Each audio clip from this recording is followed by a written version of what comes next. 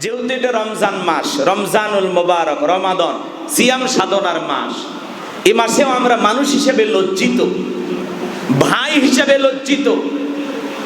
কারণ কিছুক্ষণ আগে একটি ঘটনা আপনারা অনেকেই বাহিরে যারা ছিলেন তারা বুঝতে পেরেছেন। আমরা ভাই হিসেবে লজ্জিত। আমরা আমাদের বোনের নিরাপত্তা দিতে পারি নাই। আমাদের বোন নিষ্পাপ আসিয়া দীর্ঘদিন হাসপাতালে চিকিৎসাধীন থাকা অবস্থায় আমার এই বোন 8 বছরের শিশু, মাগুরার সেই শিশু কন্যা, কিছু সময় পূর্বে তিনি ইন্তিকাল করেছেন। ইন্না লিল্লাহি ওয়া ইন্না ইলাইহি রাজিউন। যেই বোনটিকে ধর্ষণ করা হয়েছিল, এ আসিয়া নিষ্পাপ ছিল।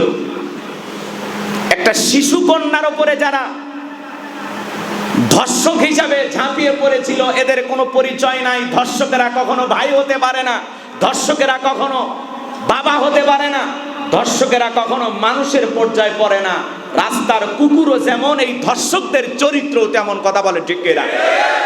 আমার এই নিষ্পাপ বোন আসিয়ার দাফন সম্পূর্ণ করার আগে যদি আমরা ধর্ষকদের বিচার করতে পারতাম, ওদের ফাঁসি নিশ্চিত করতে পারতাম, তাহলে কিছুটা তার আত্মা শান্তি পাইতো। কথা বলেন ঠিক কিনা? কিন্তু আমরা দুর্ভাগা, হতভাগা জাতি। আমাদেরকে এখনো 90 দিন অপেক্ষা করতে হবে, 180 দিন অপেক্ষা করতে হবে, 15 দিন লাগবে এই তদন্ত করতে ঘটনা কতটুকু সত্য। ধর্ষক গ্রেপ্তার, তার বোন সাক্ষী দিচ্ছে, সমস্ত সাক্ষী প্রমাণ উপস্থিত, তারপরে আমরা আমার বোনের ধর্ষকের বিচার এখন পর্যন্ত করতে পারলাম না। এই হিসাবে, জাতি হিসাবে আমরা লজ্জিত। আমরা আমার বোনের বিচার করতে পারি নাই। কলিজাটা ফেটে যায়। আমার বোন আসিয়া, হতে পারে সে আপনার মেয়ে, হতে পারে আপনার বোন।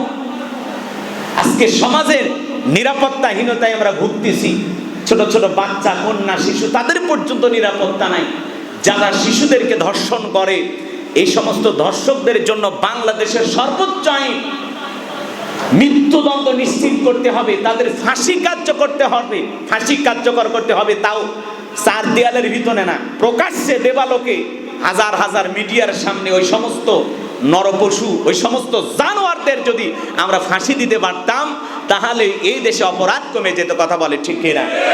এই জন্য মনে রাখবেন, ধর্ষকেরা কখনো ভাই হয় না, দুলা ভাই কখনো আপন ভাই হয় না, তাওই কখনো বাবার মতো হতে পারে না। আসিয়া তার প্রমাণ করে দিল, বিশ্ববাসীকে আঙ্গুল দিয়ে দেখিয়ে দিল। মনে রাখবা, দুলা ভাই কখনো আপন ভাই হয় না, তাওই কখনো বাবার মতো হতে পারে না। এরাও যে জঙ্গলি জানোয়ার, এরাও যে পশু, আসিয়া প্রমাণ করে দিয়ে গেল। কথা বলে ঠিক কিনা? আপন দুলা ভাই তাকে ধর্ষণ করেছে, বাবার মতো তাওই আব্বা, সে তাকে ধর্ষণ করেছে। আমরা যতটুকু তথ্য পেয়েছি, তার লজ্জাস্থানে বেলেট দিয়ে আঘাত করা হয়েছে, লজ্জাস্থানে বেলেট দিয়ে ছেঁড়া হয়েছে। জোরে কর নাউজুবিল্লাহ, আর একটু জোরে কর নাউজুবিল্লাহ।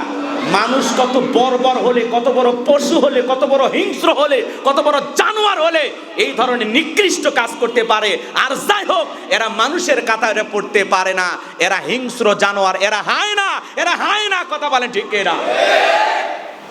আমার নিষ্পাপ বোনকে আল্লাহ পাক যেন জান্নাতের উচ্চ মাকাম দান করেন। জোরে বলুন আমিন।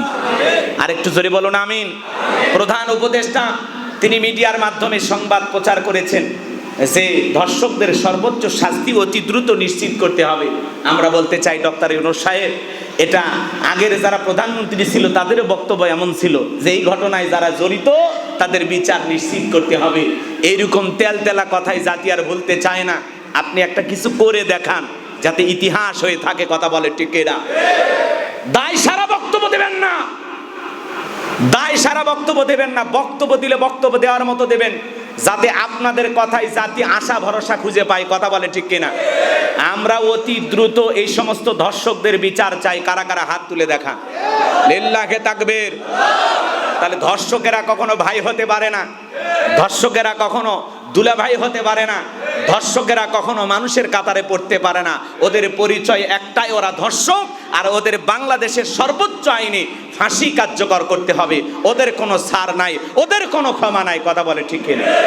সম্মানিত ভাইয়েরা আমার, এই সিয়াম সাধনার মাসে আমরা দুঃখিত হৃদয় নিয়ে, ভরাক্রান্ত হৃদয় নিয়ে, অন্তরের ভিতরে রক্ত খনন হইতেছে, মনটা ভিতরে অনেক কষ্ট পাইতেছি, এই কষ্টর থেকে এই কথাগুলো বলতেছি।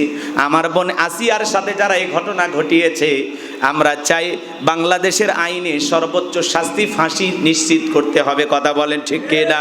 সম্মানিত ভাইয়েরা আমার, বিগত বছরগুলোতেও এই ধরনের শিশু হত্যাকাণ্ডের ঘটনা ঘটেছে, শিশু ধর্ষণের ঘটনা ঘটেছে, এত মিডিয়াতে প্রচার করা হয় নাই। এইবার মিডিয়াতে ফলাও করে প্রচার করা হয়েছে, কারণ আগে মিডিয়াকে টেলিফোন দেওয়ার লোক ছিল, এই ঘটনা ধামাচাপা দাও। কিন্তু এই দেশে নতুন করে যখন স্বাধীনতা আমরা পেয়েছি, কোনো ঘটনায় ধামাচাপা পড়তেছে না, সব খবরে উঠে আসতেছে। এই জন্য সারা দেশে সমস্ত জায়গায় এই নিউজটা প্রচার হয়েছে। কিন্তু মনে রাখবেন, এই ঘটনাকে তালকে তিল বানিয়ে এক শ্রেণীর মানুষ আছে, ওরা বলতেছে আমরা আগে ভালো ছিলাম। যখন ঘটনা বলতেছে কয় আগে যখন এক শেখের বেটি ছিল, এই শেখের বেটির কারণে হাজারো শেখের বেটি নিরাপদে ছিল। মানে কি দলিল, দলিল দেখছেন? বলতেছে ওই একজন নারীর কারণে হাজারো মা বোন নিরাপদে ছিল, আর এখন দেখো কি অবস্থা। কিন্তু মনে রাখবেন, আগেও এরকম ধর্ষণের ঘটনা ঘটেছিল, কিন্তু প্রচার হইতো কম। কথা কি বুঝলেন? এখন তো মিডিয়ার মুখ খুলে দেওয়া আছে, তারা যা ইচ্ছা তাই প্রচার করতেছে। কথা কি বোঝেন নাই? এই জন্য এই কথাগুলো কানে নেওয়া যাবে না।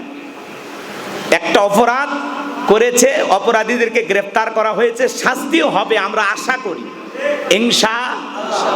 ইনশাআল্লাহ। একজন অপরাধীও ছাড় পাবে না, আমরা জীবিত থাকা অবস্থায় ছাড় পেতে দেব না। আমরা আছি তো ইনশাআল্লাহ, আমরা আছি তো ইনশাআল্লাহ। অপরাধীদের বিচার হবে, কিন্তু এটাকে তিলকে তাল বানিয়ে আন্দোলন করবে, শাহবাগে এসে লাফালাফি করবে, বিড়ি সিগারেট খায়া আন্দোলন করবে, ওই সমস্ত শাহবাগীদের কথায় আমাদের লাফালাফি করা যাবে না। এরাই তো সারায় যারা 2013 সালে এই শাহবাগে 2014 সালে একত্রিত হয়ে ওলামা ইকরামদের, এই দেশের শ্রেষ্ঠ সন্তানদের ফাঁসি চেয়েছিল। কথা বলে ঠিক কিনা?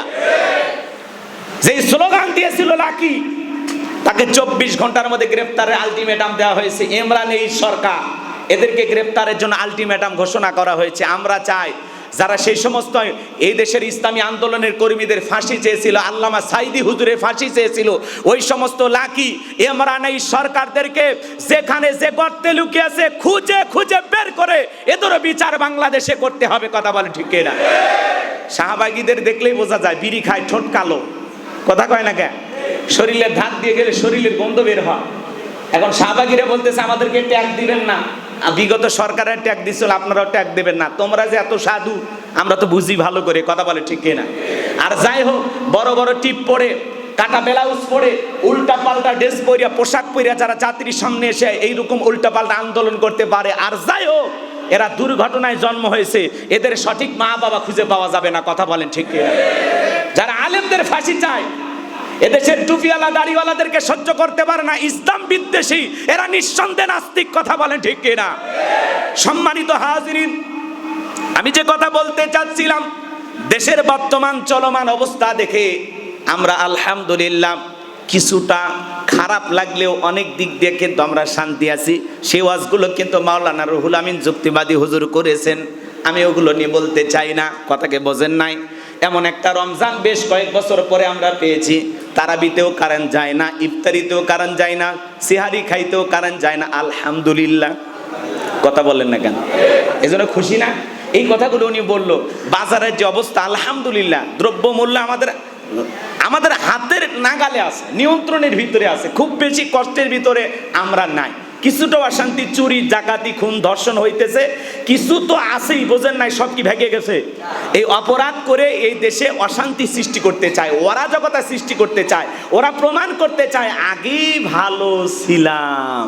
এই ডায়লগ যেন জনগণ বলতে বাধ্য হয়, জোর করে বলানোর চেষ্টা করতেছে। তো আমরা তো বুঝতেছি কতটুকু ভালো ছিলাম, কতটুকু খারাপ ছিলাম। কথা কি বোঝা গেছে?